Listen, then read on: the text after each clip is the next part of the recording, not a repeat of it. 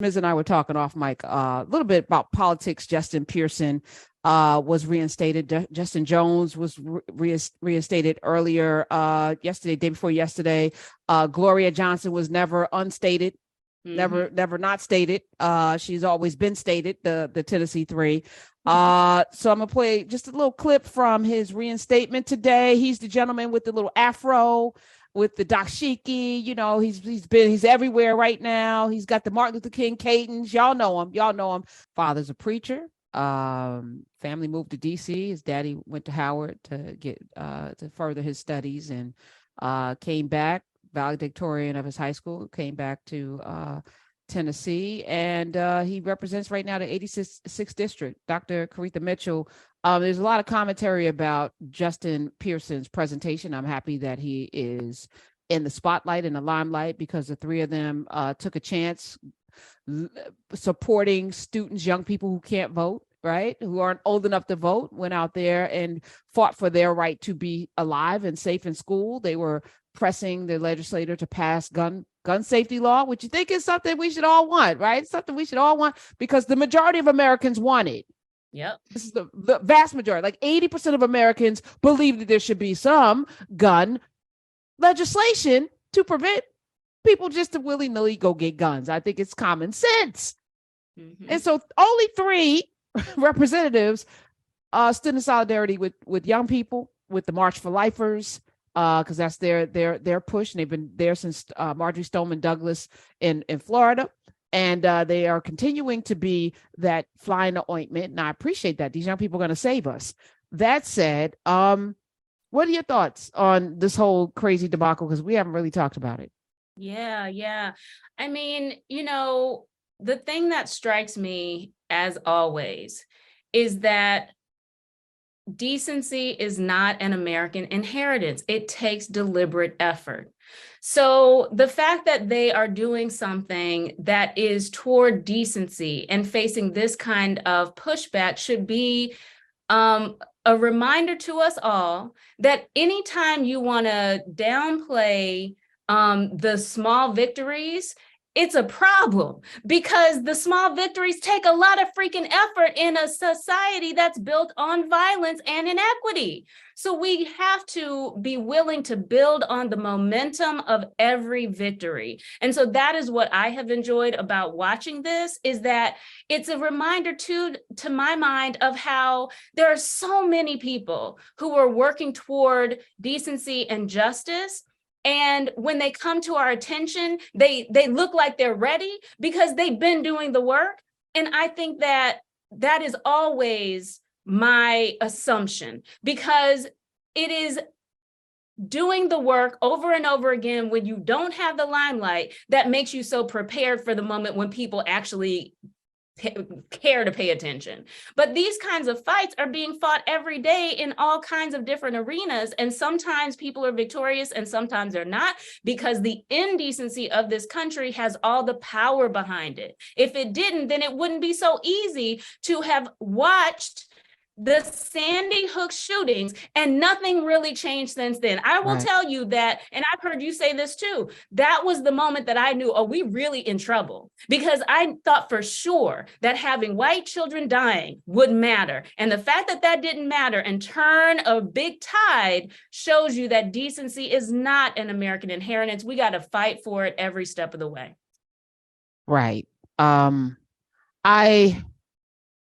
I'm grateful for, like we are conditioned to lean into charismatic leadership as a proxy for real power. I'm measuring my words because I don't want to take anything away from the Tennessee Three, the Tennessee Two, from Justin Pearson, Justin Jones, Gloria Johnson, their fight. I think that they are fighting for their constituents. I think they are,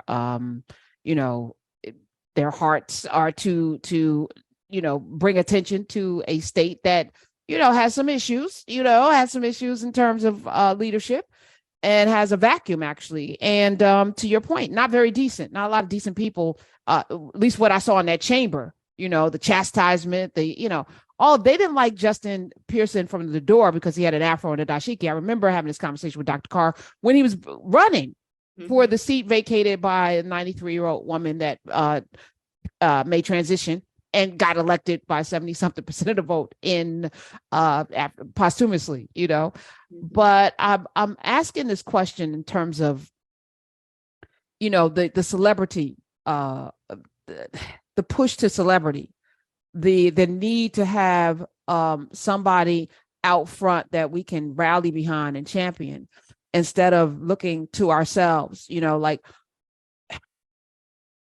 I just think about, this is the month that Martin Luther King was killed, in Tennessee, in Memphis, the Lorraine Motel, on that balcony, and riots erupted all over the country, and not any systems were built out of the horror of him being assassinated, and I wonder, so when he died, it's just like, okay, everything he was fighting for didn't matter because he's no longer here. Is it true that no systems were built out of it? No, I'm just maybe I'm overstating it, but I don't see a continuation. We're now, how many years ago was that? 68.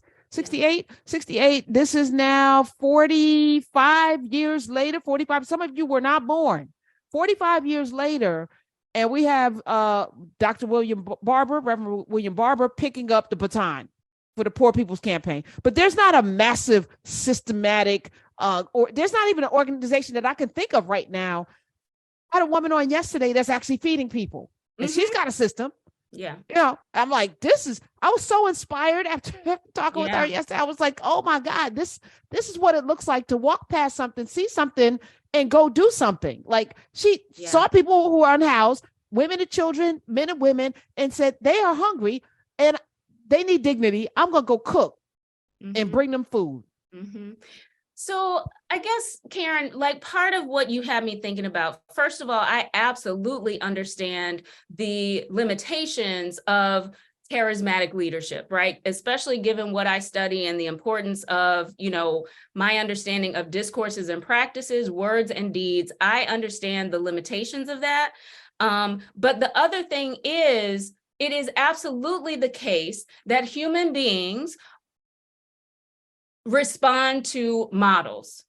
And I don't think it's a good idea for us to assume that the charismatic attention that the charismatic Justins are getting is automatically a problem. I don't think I'm asking a larger question. Okay. When I talk, I'm not talking about individuals. Y'all need to know that, right? So, I'm never talking about individuals unless I'm specifically talking about individuals like Monique. Specifically, but even when I'm talking about Monique, I'm asking a question of us. Yeah. Like, what is our appetite? And what is our, why do we find this, something that we want to lean into? Somebody just tweeted about the Breakfast Club and da. I don't have a problem with the Breakfast Club. I have a problem with those of us who consume that as news. So what is it missing in us that we find the desire? And I think I framed the question that way. Why do we want to put people on pedestals? The Dalai Lama, suck my tongue. That shouldn't even been he shouldn't have been in an elevated situation for us to even put him up and be horrified. But we put people on these pedestals as, I believe, a proxy for an abdication for our own responsibility to change things. And that's why I brought up the woman yesterday that said, my math was wrong, and Smith, so was yours. 1968 was not 45 years ago. It was 55 years ago, because I didn't carry the one. He said it was 54, but it is 2023, sir. And 5 and 8 is 13 all day long. That said, yes. But this is where I was going, though. What I was trying to say is this. Because we don't live in a decent country, Karen, it is absolutely the case, to my mind, that we do ourselves a disservice when we don't pay attention to the models that are floating around for indecency. So in other words, the fact that you can have so much happening in the public sphere, especially if the person doing it is a straight white man, that is nothing close to decency, that is outright criminal, and there's no repercussions for it, that is modeling something. And because this country is made up of human beings who are social in nature and following models, that has a powerful effect. So that's the reason why it's so important to me when I have an example like the Tennessee 3, for us to recognize, like, yes, part of the reason that having us pay attention finally to some people doing some decent things is that all of those who are working in silence, working without recognition, get a little bit of affirmation that, yes, there are other people who are doing this, and I'm not alone. Because we live in a country that makes us think that nothing but indecency exists. And so when we have those examples, that's the reason why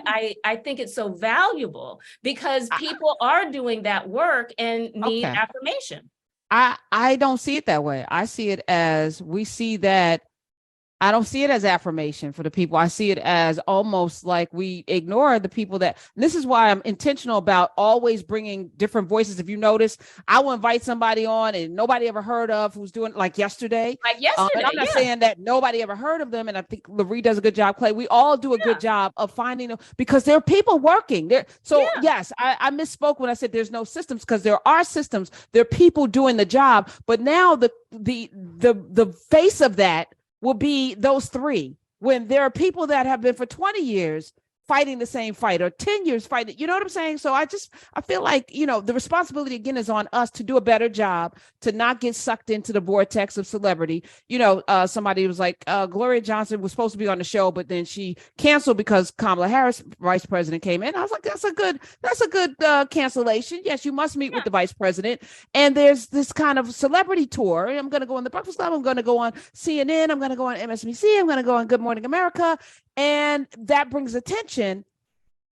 But while you're out there, there's still work to be done at home. And there's still people doing the work at home who've been doing it even more. They just put their lives on the line, I guess. Maybe. I don't know. I don't see those as opposed to the degree that you do.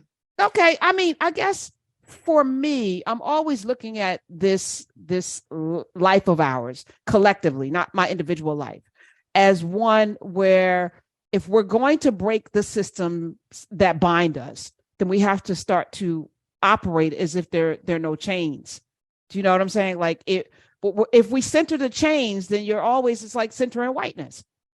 Like I don't get up and center whiteness on the things that I do. I don't consider whiteness when I'm planning or, doing anything. I don't center or plan for it because I'm free from it, right? But if I'm always centering, well, what is the power structure going to do? And what's the man going to do? And what's this, then the chains are always there. What does it look like to live chainless, to plan chainless, to be in a chainless world? What does that look like? Yeah. So I guess even as we fight for gun, to me, the gun thing is really simple. Elect people who are going to pass the laws, show up in mosques. We've seen it happen. We know it can be done. Look at Georgia. A state, it'll never happen. It'll happen when you get up and make it happen. How about that? Get up and make it. And if there's nobody running, run.